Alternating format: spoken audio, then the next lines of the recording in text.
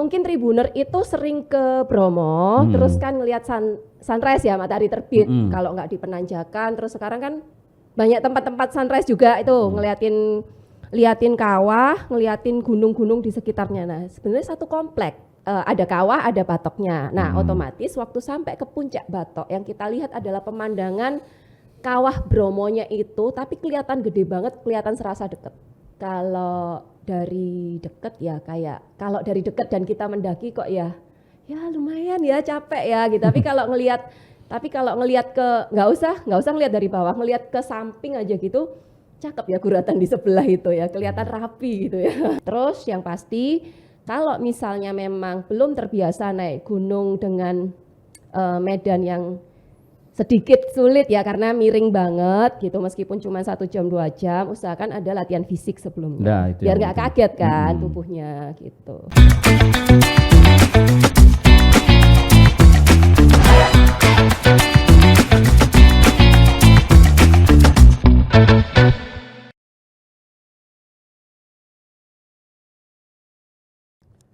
Halo Tribuner dan pembaca Harian Surya, jumpa lagi dengan saya Wiwit Purwanto di podcast Harian Surya Tribun Jatim Network, cakap sana cakap sini.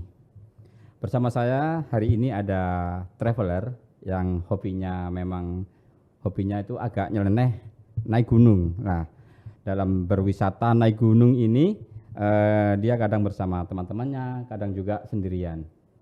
Dia adalah Vivin Maidarina. Halo, jumpa lagi. Apa kabar Mbak Vivin? Sehatkah? Baik dong. Baik pastinya.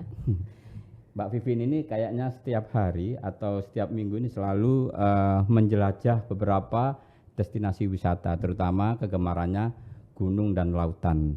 Nah, yang menarik kemarin dia itu habis dari Gunung Batok. Gunung Batok itu di mana sih? Nah, ini menarik sekali. Saya pernah dengar Gunung Batok itu ada di kawasan Taman Nasional Bromo Tengger Semeru yang berdampingan dengan Gunung Bromo. Tapi apakah menarik, apakah seru Gunung Batok? Saya nanti akan tanyakan sendiri ke Mbak Vivin yang sudah bersusah payah menjelajah ke Gunung Batok. Gak susah kok, seneng kok. Gunung Batok itu berapa sih ketinggiannya itu Mbak, kalau boleh tahu? Kisaran 2440 mdpl. 2400. Belum 3000. Belum 3000. Iya. Kalau sama Gunung Bromo itu dia Beda ada di mana? Dikit. Nah, tingginya beda dikit. Gunung Batok lebih tinggi dikit. Nah, kalau di mananya itu mungkin Tribuner itu sering ke Bromo, terus kan ngelihat sunrise ya, matahari terbit. Kalau nggak di Penanjakan, terus sekarang kan banyak tempat-tempat sunrise juga itu liatin kawah, ngeliatin gunung-gunung di sekitarnya. Nah, sebenarnya satu komplek. Jadi kalau mungkin bisa lihat di gambar nanti, sebelah kiri yang ada kawahnya itu ujungnya nggak kelihatan tapi ada asap yang mengepul, itulah kawah Bromo, Gunung Bromonya. Saya pikir itulah Gunung Batok. Bukan. Lazimnya orang ke berkunjung ke Gunung Bromo, ke wisata Gunung Bromo itu lazimnya kan ini ya, apa namanya itu ada paket-paket wisata ya, seperti Penanjakan, Seruni Point, kemudian mungkin apa? Lautan pasir, turun ke lautan ya kan? Pasir berbisik. Nah, sekarang ini Gunung Batok ini apa juga masuk paket wisata ya? Apa memang kepingin aja menjelajah Gunung Batok? By request kalau itu. Nah, ya itu tadi kan kalau lihat waktu sunrise itu habis sebelahnya ada sebelah kiri ada kawah Bromo, sebelah kanannya itu yang bentuknya rapi, itulah Gunung Batok sebenarnya. Yang belakang tinggi itu Gunung Semeru, terus ada nyempil dikit di kanan itu Widodaren. Widodaren juga belum banyak yang tahu, tapi udah adalah beberapa yang menjelajah mendaki ke sana. Nah, yang pingin kita bagi hari ini kan yang Gunung Batok itu tadi, yang bentuknya bagus.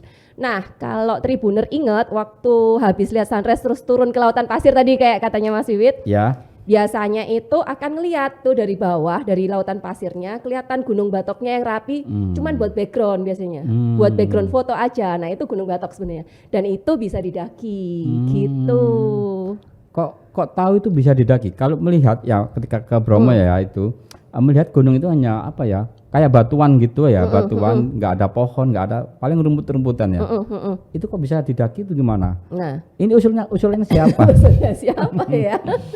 Dua. Yang pertama, setiap ada tanjakan atau sesuatu yang indah menarik pasti ada rasa pengen tahu itu bisa didaki nggak. Yang kedua, pastinya tanya ke warga lokal sama tukang kuda di sana gitu, bapak-bapak. Itu biasanya bisa dinaikin nggak ya gitu, ada yang naik nggak, udah ada jalurnya nggak, kayak gitu nanya. Ternyata ada jalurnya meskipun memang masih jarang orang yang naik ke sana gitu. Jadi kalau orang yang mau naik ke Gunung Batok ini masih bisa dihitung ya, berapa seminggu paling 1 orang, bahkan nggak ada ya kayaknya ya.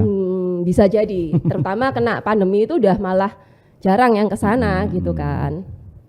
Itu seberapa rumitkah mendaki Gunung Batok itu? Apakah kayak mendaki gunung-gunung yang lain dengan waktu yang beberapa hari, atau cuman 1 jam atau 2 jam pulang pergi, itu seperti apa sih? Nah, itu mungkin karena belum banyak yang tahu bahwa gunung ini bisa didaki, belum banyak yang tahu. Oh ternyata di sana bagus ya. Padahal effortnya sebenarnya cuman 1-2 jam aja itu udah sampai ke puncak, jadi nggak perlu nginep gitu. Kalau udah biasa naik gunung malah bapaknya yang saya tanyain, oh bisa kok paling cuman setengah jam 45 menit udah nyampe ke puncak katanya gitu. Terus ya udah penasaran dong. Kalau dari medannya memang lumayan ngetrek lah ya bahasanya anak gunung, lumayan ngetrek. Maksudnya nggak yang landai-landai terus gitu. Nggak ada bonus-bonus untuk ada jalan bonus, landai. Oh, ada. bonus dikit tapi langsung ngetrek lagi kayak gitu. Jadi banyak, lumayan lah terjalnya lumayan, dan posisinya itu cenderung medannya itu pasir sama bebatuan. Terus ada juga sisi yang dimana kiri kanannya juga jurang gitu ya. Kalau kita lihat, kalau mungkin diinget-inget lagi Tribuner pernah datang ke sana, background gunung yang bagus, Gunung Batok itu kalau dari bawah kan cakep nih, kayak ada guratan-guratan. Ada guratan-guratan itu ya. Salah satu guratan itulah salah satu jalur kita naik gitu. Ada semacam jalur resmi atau kita terserah bebas untuk naik itu? Satu aja jalurnya. Jadi sempat pas baliknya itu ada sedikit nyabang dikit tapi juga nggak terlalu jauh lah. Jadi mungkin berangkatnya itu ada kayak sedikit percabangan gini tapi nanti 1 sampai ke puncaknya. Udah nanjak terus itu nanjak ya? Terus. Berapa derajat itu? Waduh, 45 lebih kali ya. Wah lumayan juga itu. Adalah lumayan, dengkul ketemu ini, jidat juga pernah. Oh iya. Ya maksudnya ada yang gitu, ada yang bonusnya juga. Kemudian selain kontur tanah medannya yang pasir dan batu ya, kayaknya juga nggak ada tumbuhan ya di sana ya? Kiri kanan masih ada semak-semak sih. Semak-semak. Jadi ada semak-semak ilalang gitulah ya. Jadi lumayan, dan itu agak rapat juga karena kan ya jarang yang daki ya, agak rapat juga. Ada bagusnya juga, kadang bisa buat pegangan. Ilalangnya ya? Ilalangnya. Akar pun jadi ya? Kemudian kebutuhan biasa, kebutuhan logistik itu apa? Apa perlu juga membawa banyak apa isian dari ransel, atau cukup air minum gitu aja? Air minum, ya bekal sih. Kalau ya diperkirakan lah kira-kira kalau misalnya 1 jam 2 jam perjalanan kan pastinya air lah ya, dengan kondisi medan seperti itu air dan cemilan lah. Dan tapi jangan terlalu yang membebani karena kan cuma butuh untuk tektok aja, bahasanya kan tektok gitu. Nah pintu masuknya itu sebenarnya dekat sama toilet sama warung-warung yang menuju ke arah kalau kita mau naik ke puncak Bromo, tangganya Bromo. Oh deket situ. Deket situ. Berarti agak masuk ya, kayaknya ya agak. Jadi dari lautan pasirnya agak masuk mengarah ke apa namanya, ke arah tangga. Mau naik ke tangga, mau naik tapi belum tangganya, belum pinggirnya tangga persis. Kemudian kita serong mungkin ya. Ada toiletnya lah. Di baliknya itulah pintu masuknya. Makanya kalau misalnya nggak bawa bekal bisa sekalian belanja di warung itu gitu. Tidak ada ini ya, tidak ada apa istilahnya kayak tiket masuk itu nggak ada ya? Karena di sana udah termasuk satu paket sama tiketnya BTS kan. Kalau Taman masuk Nasional itu selama ya. masuk area itu kan satu kali inilah ya, satu kali paketan. Mbak Vivin berapa jam waktu itu bisa sampai puncak? Terus di puncaknya itu ada apa aja? 1 jam sambil foto-foto ya, sambil video narsis juga. 1 jam lah, 1 jam. Kalau di atasnya, nah itu yang ternyata emang cakep banget di atas itu. Kan tadi itu kalau dari foto nih, kalau dari foto waktu saya cerita sunrise tadi kan ada kawah, ada batoknya. Nah, otomatis waktu sampai ke puncak batok yang kita lihat adalah pemandangan kawah Bromonya itu, tapi kelihatan gede banget, kelihatan serasa deket. Sampai kepulan-kepulan asapnya itu juga kelihatan gitu. Berarti kalau dari atas Gunung Batok, Gunung Bromo itu terlihat Kayak dari agak atas ya? jajaran, tapi terlihat batoknya lebih tinggi dikit lah, karena kan ada perbedaan sekitar 100-an mdpl lah ya. Jadi batoknya lebih tinggi dikit kelihatan, tapi seperti apa ya, kayak melihat guratan Bromo dari tempat yang sangat dekat gitu. Wah, rasanya. Jadi guratan Bromo. Guratan karena kan ada garis-garisnya gini kan ya. Kawahnya kelihatan nggak? Kawahnya secara kalau kawah tengahnya nggak kelihatan. Jadi ya? Lebih ke sisi sampingnya sama kelihatan asapnya. Kalau kawahnya itu lebih jelas kita lihat waktu kita naik ke puncak Bromo yang pakai tangga itu. Nah, itu kan kita masih bisa ngelihat tengahnya, tapi kalau dari Batok enggak. Gunung Batok kan lebih tinggi. Enggak. Saya pikir bisa melihat gitu ya. Enggak. Tapi kelihatan kayak jajaran gitu loh, jajaran yang deket banget gitu, gede banget. Itu apa aja sih yang di samping-sampingnya Gunung Bromo itu? Tadi kan Gunung Batok. Penanjakan. Kalau penanjakan itu enggak satu komplek ya. Jadi kalau kita melihat sunrise itu sebenarnya ada beberapa titik kayak sekarang yang banyak kayak Bukit Kingkong, penanjakan apa macam-macam itu. Widodaren itu juga. Kalau Widodaren satu komplek. Nah, kalau yang sunrise itu adalah titik-titik tinggi, tapi agak jauh dari kompleknya Bromo sama Batok. Sehingga kalau kita lihat dari jauh kan kelihatan mereka ini ngumpul, kecil ngumpul gitu. Jadi satu. Nah, sementara kalau Batok persis sebelahnya. Nah, kalau kalau Bromo itu pinggirannya ini kalau diikutin terus itu dapatnya Gunung Widodaren itu, nyambung ke Widodaren itu. Ini yang saya masih penasaran. Gunung Batok ini sama Gunung Bromo ini ada nggak sih cerita-cerita yang terbangun di masyarakat sana? Pipin pernah nggak ini kayak gitu? Kalau itu ada ceritanya juga, legenda lah ya, kita ngomongnya legenda, nanya orang sana kan, ini kan di sini banyak suku Tengger, tahu kan? Ini siapa namanya, Roro Anteng sama Joko Seger itu loh yang jadi sekarang namanya masyarakat Tengger kan, itu kan dari nama mereka. Nah, tapi sebelum mereka bersatu sebenarnya ada kisahnya gitulah. Si ceweknya ini Roro Anteng ini disukai sama Resi Bima, tapi kan si cewek masih suka tuh sukanya sama yang itu, jadi nggak mau sama Resi Bima, sukanya sama si Joko Seger. Akhirnya dia request, aku pokoknya bikinin lautan di tengah Bromo gitu. Nah, terus ya udah tak turutin gitu kan. Dia minta pertolongan Jin Bromo, pokoknya ngeruknya pakai tempurung batok, tempurung kelapa itu loh. Batok. Tempurung kelapa. Nah, si Roro Antengnya akal-akalan kayak ceritanya siapa? Roro Jonggrang, akal-akalan. Suruh bikinin Serbu Candi.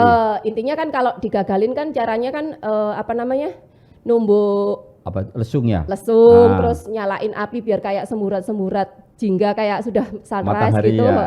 Ayamnya berkokok. Kan gagal nih Resi Bimanya. Emosi Resi Bima, waduh gagal rek, tempurung kelapanya diuncalno, dilempar. Mancep jadi batok itu. Jadi habis dilempar tengkurap gini, membesar dia, lama-lama membesar jadilah Gunung Batok sekarang. Makanya bentuknya kalau Tribuner inget nih kalau ke lihat sunrise tuh bentuknya rapi banget nih Gunung Batok ini. Rapi nguncuk gini terus. Nah, itu mitosnya karena legendanya ceritanya ya. Karena tempurung yang dilempar terus kebalik terus membesar itu. Jadi si Resi Bimanya marah tadi ya. Emosi, waduh rek gak iso. Dilempar lah batok itu. Dilempar. Jadi istilahnya jadilah Gunung Batok seperti sekarang. Tapi memang kalau dari jauh kelihatan rapi, tapi ketika kita dekat ya kan, menjelajah masuk itu memang banyak guratan-guratan itu ya, berupa itu guratan itu berupa tanah padat apa batuan sih itu? Jadi kayak batu gede yang random banget sih, acak tempatnya. Cuman tengahnya ini yang jalurnya untuk pendakian ini udah kayak ada sedikit cekungan gitulah, pasir gitu. Jadi kalau dari dekat ya kalau dari dekat dan kita mendaki kok ya ya lumayan ya capek ya gitu. Tapi kalau ngelihat ke nggak usah ngelihat dari bawah, ngelihat ke samping aja gitu, cakep ya guratan di sebelah itu ya, kelihatan rapi gitu ya. Ya gitu sih, makanya keren tapi sedep lah kalau didaki. Itu kalau kita coba menanjak ya, naik Gunung Batok itu waktu yang pas itu apa itu? Waktu yang sore atau pagi gitu, yang waktu yang pas yang kira-kira pemandangan dari situ itu sangat indah gitu. Pagi sih, karena biasanya kan mau musim hujan, musim panas gitu ya, musim kemarau. Biasanya kan kalau di pegunungan itu sore-sore gitu udah mulai kabut turun lah, apa gitu meskipun nggak hujan. Nah, clearnya pemandangan, cerahnya pemandangan biasanya pagi. Jadi kalau tribuner kepingin nih, barangkali di salah satu rangkaian perjalanan lautan pasir lah, Bukit Teletabis lah, itu sempetin mampir gitu. Jadi pagi lah, kan sunrise kita udah bangun jam berapa? Jam 3, kadang udah dibangunin kan buat lihat matahari terbit. Nah itu. Itu jadi, kalau ke apa? Penanjakan dulu kan, oke, naik ke penanjakan dulu, nanti turunnya ngelihat Kawah Bromo, turun lagi ya olahraga dikit lah naik Batok. Kalau ingin nyoba 2,4 ya, di atas permukaan laut. Naik tangga Bromo aja udah capek. Kalau naik tangga Bromo kita masih bisa capek beristirahat duduk di tangga ya. Kalau itu gimana kalau capek yang kira-kira? lempoh aja, bahasa Surabayanya kan ngelempoh ya, duduk aja. Memang di sana nggak ada lahan datar, makanya memang disarankan nggak usah bermalam ya, maksudnya nggak usah camping, nggak usah mendirikan tenda gitu, karena memang lahannya cenderung miring semua gitu. Nah kalau pas pingin istirahat ya duduk aja, kadang ada batu gede gitu kan ya. Sandaran atau duduk sebentar untuk tarik nafas, minum, ngemil, foto, kan penting kan foto itu bisa. Jadi ritual ya, foto ya. Jadi ya seadanya, tapi masih bisa lah kita untuk istirahat di mana aja. Itu kalau Vivin pas ke sana, banyak barengannya enggak? Apa sendirian aja? Biasanya kan kalau naik gunung kan ada barengannya, ada yang turun gitu. Kalau Gunung Batok gimana? Pas Kayaknya yang sepi kayaknya ke Gunung Batok sendirian, nggak ada tamu lain sama sekali gitu kan.